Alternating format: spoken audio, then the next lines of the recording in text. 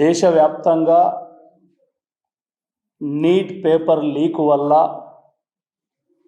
నష్టపోయినటువంటి 20 లక్షలకు పైగా విద్యార్థులు వారికి మద్దతుగా కోటాను కోట్ల మంది యువకులు, బాలురు, విద్యార్థులు నిరసనలు వ్యక్తం చేస్తూ ధర్నాలు చేస్తుంటే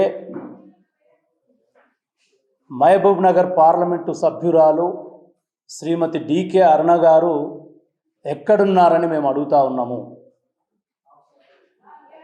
కేంద్ర ప్రభుత్వం నిర్వహించిన నీట్ పరీక్ష ఈ సంవత్సరం మే నెల 3వ తారీఖున నిర్వహిస్తుండగా లీక్ కావడం జరిగింది. ఆ నీట్ పరీక్షకు సుమారు 22 లక్షల మంది విద్యార్థినులు దరఖాస్తు చేసుకుంటే అందులో 13 లక్షల మంది బాలికలే నీట్ కోసం దరఖాస్తు చేసుకున్నవారు.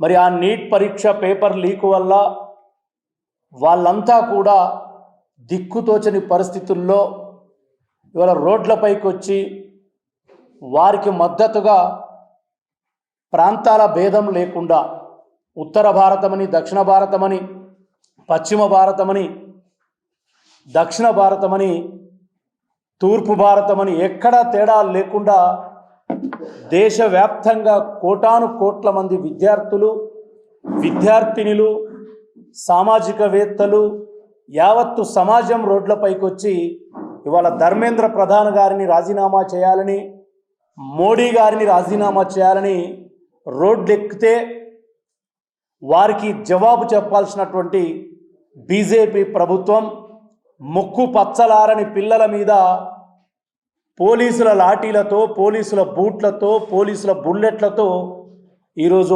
ఆడుకుంటుంది. మరి ఇప్పటికీ చనిపోయినటువంటి ఆత్మహత్య చేసుకున్న వాళ్ళలో అత్యధికులు బాలికలే. ఇవాళ ఉద్యమంలో 60% పైగా ఉద్యమిస్తున్నది బాలికలే. మరి బేటీ బచావో బేటీ పడావో అన్నటువంటి మోడీ అంటున్నటువంటి బీజేపీ గద్దెనెక్కాక అదే బేటీలను లాఠీలతో కొట్టిస్తుంది, అదే బేటీలను బూట్లతో తన్నిస్తుంది, అదే బేటీలను బుల్లెట్లతో కాలుస్తుంది. బేటీ బచావో అన్నారు మీరు. 16-17 సంవత్సరాలు కష్టపడి చదివి నీట్లో ర్యాంకు సాధించుకుందామని ఆ బేటీలే స్వచ్ఛందంగా చదివి పరీక్షకు వస్తే వారు రాసిన పరీక్ష లీక్ అవుతుంది. మీరా బేటీ బచావో అనే నినాదం చేసేది. మరి ఇంతమంది అమ్మాయిలకు అన్యాయం జరుగుతుంటే, అమానుషంగా దాడులు జరుగుతుంటే, ఆత్మహత్యలకు పాల్పడుతుంటే మరి బీజేపీ మహిళా ఎంపీ అయినటువంటి అరుణమ్మ ఎందుకు స్పందించడం లేదు, ఎందుకు మాట్లాడడం లేదు? అరుణమ్మ, నీ పార్లమెంటు సెగ్మెంట్లో సుమారు 6700 మంది విద్యార్థులు ఈ నీట్ పరీక్షకు హాజరై దానివల్ల లీక్ వల్ల నష్టపోయి రోడ్డెక్కి ఈరోజు చింతపడుతుంటే ఆ 6700 మంది పిల్లల తల్లిదండ్రులు, కుటుంబాలు నీకు ఓటేసి ఎంపీగా పంపలేదా? మరి నీకు బాధ్యత లేదా అని నేను ఈరోజు అరుణమ్మ గారిని మహబూబ్ నగర్ జిల్లా కాంగ్రెస్ పార్టీ తరఫున ప్రశ్నిస్తున్నాను. ఎక్కడున్నారు మీరు? చిన్న చిన్న ఫంక్షన్లకు అటెండ్ అవుతారు. ఇంతమంది విద్యార్థులు కోటాను కోట్ల మంది రోడ్ల మీద పోలీసుల లాఠీ దెబ్బలు, బుల్లెట్ దెబ్బలు, బూట్ల దెబ్బలు తింటుంటే కనీసం మానవీయ కోణంలోనైనా 3 పిల్లల తల్లి అయిన ఒక మాతృపూర్తిగానైనా మీరు ఎందుకు స్పందించడం లేదు? పాలమూరు ప్రజలకు మీరు జవాబు చెప్పాలి. ఇవాళ ధర్మేంద్ర ప్రధాన్ తను 1997లో ఏబీవీపీ విద్యార్థి నాయకుడిగా ఉన్నప్పుడు ఒరిస్సాలో కూడా ఇంటర్మీడియట్ పేపర్ లీక్ అయితే ఆ రోజున్నటువంటి బీజూ పట్నాయక్ ముఖ్యమంత్రి గారి మీద పోరాటం చేసి ఆ రోజు ధర్నాలు చేసి అప్పటి మంత్రిని రాజీనామా చేయమని డిమాండ్ చేసిన వ్యక్తే ధర్మేంద్ర ప్రధాను. మరి ఆ రోజు నువ్వు పేపర్ లీక్ అయితే, ఒక రాష్ట్రానికి సంబంధించిన పేపర్ లీక్ అయితే ధర్నాలు చేశావు, మంత్రి రాజీనామా డిమాండ్ చేశావు. మరి ఇవాళ నీ ఆధ్వర్యంలో ఉన్నటువంటి శాఖలో దేశవ్యాప్తంగా 22 లక్షల మంది పిల్లలకు సంబంధించిన పేపర్ లీక్ అయితే నువ్వు రాజీనామా ఎందుకు చేయవు?